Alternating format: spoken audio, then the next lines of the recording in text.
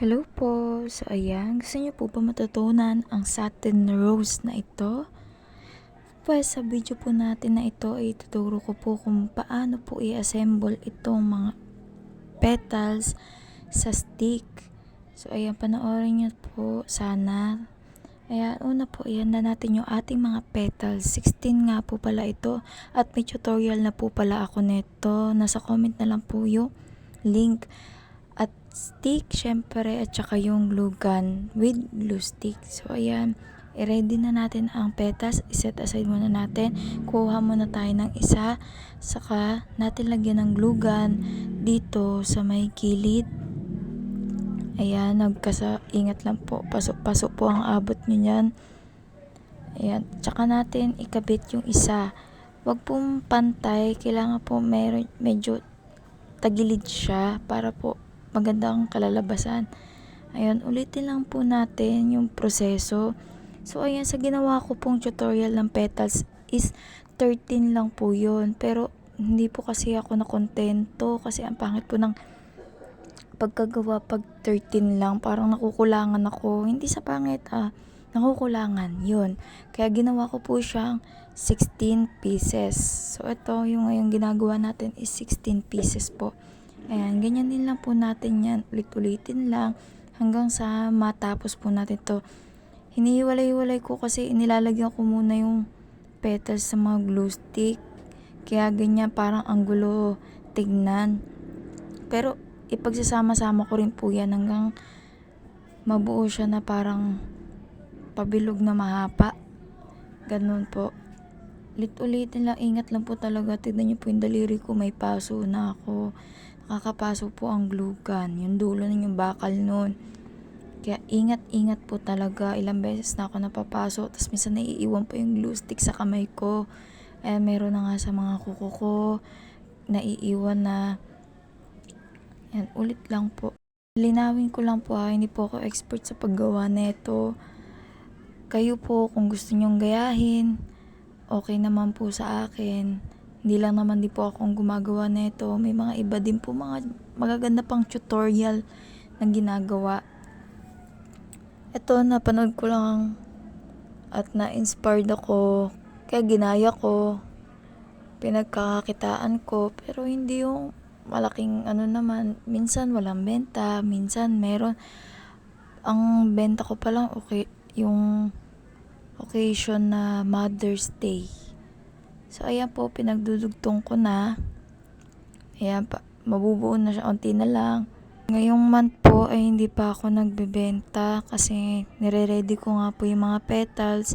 Hinahanda ko kasi para po sa Teacher's Day sa October 5. Pero mag-a-advance po ako ng kasi walang pasok ang October 5. So, ayan po, nire-ready ko na siya for Teacher's Day. Sana maraming benta or kahit papaano magkaroon. Hindi ko yung hinihiling na malaking malaki talaga. Ang gusto ko lang sana may mga bumili. Nung Mother's Day, madami-dami naman. Nag-uumpisa pa lang ako, maliit. Konti pa lang yung mga nagawa ko nun kasi nag-uumpisa pa nga lang. So ayan, nabuo na nga pala natin to ng ganito. Parang katol, di ba? So ayan, lalagyan lang natin ng glue stick dito sa gilid. Ayan, tingnan nyo lang po kung paano ko nilagyan ng glue stick. Tapos saka natin siya ipapaikot dito sa stick. So, dahan-dahan lang po. Tapos kailangan itong unang petal na to ay idiin or masikip. Tapos saka po natin patuyuin kasi pag siya, malambot yung glue stick, naaalis siya. So, ayan, natin tumigas.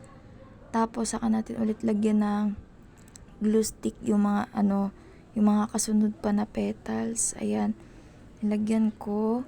Tapos papaikutin mo lang yan. Susundan mo lang yung ikot niya. Yung way niya, yan. Ikot lang, roll lang. Ayan, mahangin. Pasensya na po sa boses ko. Hindi, nahihiya lang talaga ako sa na mag voice over. Hindi ako sanay. Sana naintindihan nyo yung tutorial ko na to. Kahit sa video man lang, naintindihan nyo. Medyo magulo-gulo, pero sana soon maging okay ako. sa pagbo-voice over at sa pagkuha nitong tutorial na to. More tutorial pa po. Ayan, iniikot ko lang. Tapos, sunod lang sa agos ng pag-ikot. Ayan. Hindi ko na mabilang kung ilang word na yung nasabi kong ayan. Oh my God. At kapag nga po natapos natin yan, naiikot at naubos na yung petals na mga dyan na natitira, ay ipupush lang natin yan para po talagang bumukadkad siya.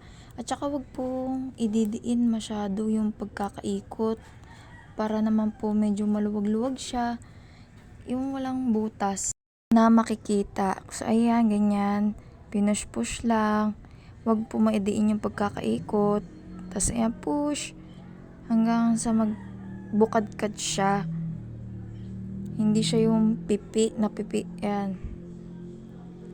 So, natanggal pa nga. Dinikit ko lang ulit ng glue stick. Pero yung tutorial ko, sinunog ko lang po yan. Pero pwede rin naman pong gumamit ng glue stick. So, ayan na.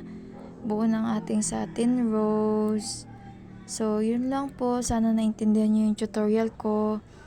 Sana soon okay na ako sa pagbo-voice over. Yun lang. Salamat po.